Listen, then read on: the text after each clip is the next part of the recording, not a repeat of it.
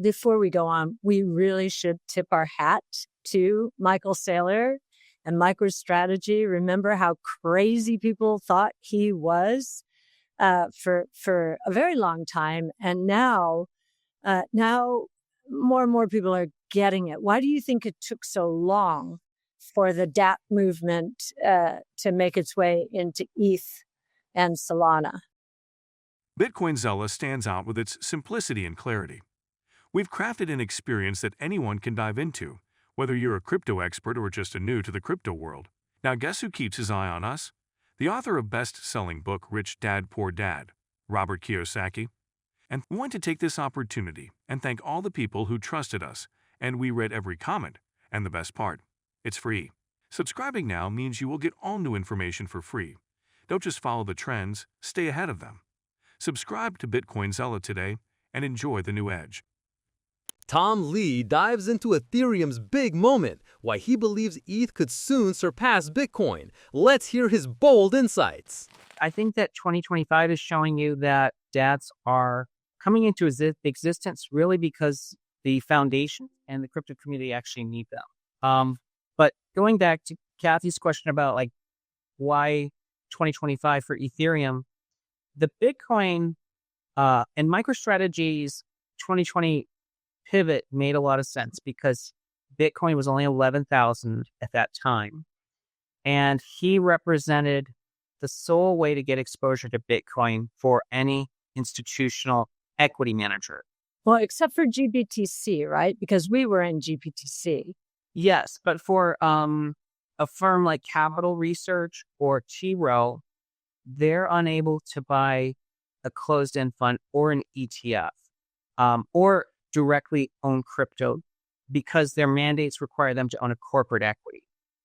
I see. So Overstock was probably the only way someone could buy Bitcoin in the past. And then MicroStrategy came along. So MicroStrategy is almost 2.0 as Bitcoin Treasury. What he's done successfully, of course, is really to upscale it so rapidly because he went from having $2 of Bitcoin per share to over $250 per Bitcoin share per MicroStrategy share today. So he has created enormous shareholder returns because the security business, of course, has continued to really muddle along at basically zero growth. In Ethereum, I think the moment is really this year, because this is the year that Wall Street and governmental regulations became friendly to think about rebuilding on the blockchain. And part one, of course, was the stable coins, and stable coins have really been the breakout hit in crypto. We coined it as the ChatGPT moment for crypto because it has become a breakout product, and it has created two enormous companies. One being Circle, which I know ARK was an anchor investor in the IPO, and the other is Tether. Tether today is raising money at a $500 billion valuation and roughly 300 employees.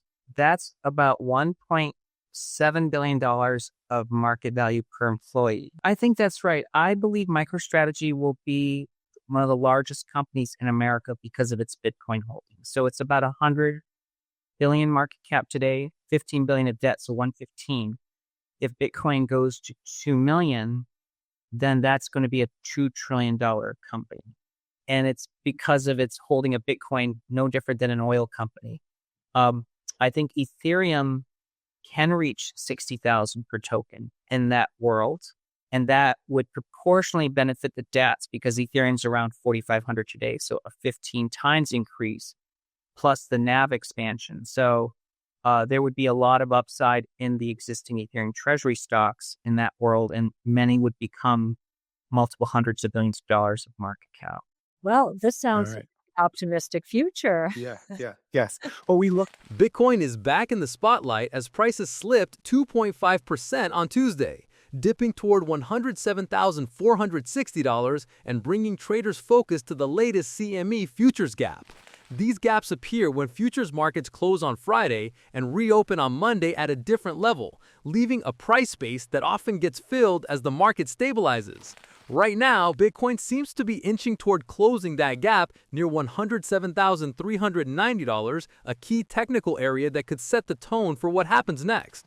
Traders like Dion Crypto Trades are watching closely, noting that while Bitcoin closed the big $110,000 gap last week, the current move still shows fragility. If BTC continues to slide and test last Friday's lows, it could be a sign of fading momentum. Others, including Roman and Crypto Tony, are warning of possible deeper declines, saying that weak trading volume may push Bitcoin back to $100,000 or even lower toward $95,000 if buyers don't step in soon. So let's say I'm being really theoretical, in a quote world where the L2s pay zero gas fees, okay, to the L1, which is not true. The fact that Ethereum is the monetary base would actually accrue value to it. It's the same reason someone's saying, hey, look, we trade stocks all day and it's quoted in dollars, but we don't pay the US dollar system to exist. We'd be like, the fact that NVIDIA trades in the US helps the dollar. So that's why even if there was no exchange between the two, it accrues value. But of course, we know that they're trying to fix that. And so L2s want to support L1s. And of course, in the future, any bank that is going to be building on the future of Ethereum is going to be staking Ethereum as well. Yes. And I think the more layer twos that evolve, the more important the underlying becomes, right? So, yeah. I mean, it's kind of like staking. You stake to get the reward from the transactions feed paid and the Ethereum burned. But there's also reservation demand, which is a separate thing. Like if Ethereum is something I have to pay for using things, or it causes the end holders to need to hold it to cover off future liabilities. Yeah. Basically. Imagine someone said NVIDIA trades in America, it doesn't help the dollar. In fact, it helps the euro. We'd be like, what? Yeah. Yeah. Yeah. I love All it. right. Well, so Tom, I'm gonna tie you to a forecast right now. So you said 27 trillion by 2030, and maybe kind of 15 to 20% could be in debt. That sounds a lot to me like we could have around $5 trillion worth of equity capital in digital asset treasury companies in the 2030 timeframe. Willy Woo has issued a new warning that has traders paying attention. The next bear market in crypto might not come from the usual suspects like Bitcoin halving cycles or shifts in liquidity. Instead, Woo believes it could be triggered by something much larger, a global business cycle downturn. The last major downturns of this kind happened in 2001 and 2008, both before Bitcoin even existed, making this potential scenario a first for the crypto world. Woo explained that past crypto cycles were shaped by Bitcoin's halving events and central banks' 4-year M2 money supply injections, which influenced liquidity and investor behavior. But this time, if the broader economy contracts with falling GDP, rising unemployment, and reduced consumer spending, it could pull crypto markets down alongside traditional assets. The big question, Woo said, was whether Bitcoin will behave like tech stocks, which crashed hard in previous recessions, or like gold, which often holds value. For now, economists aren't calling a recession just yet, but slower growth and ongoing trade tensions are warning signs. Woo concluded that markets are already pricing in future shifts, and Bitcoin might be either signaling that the top is in or preparing to play catch-up soon. If you have been watching so far, thank you so much for watching, and do not forget to subscribe to Bitcoin Zella for daily news all for free. That's all for today's video. Until next time.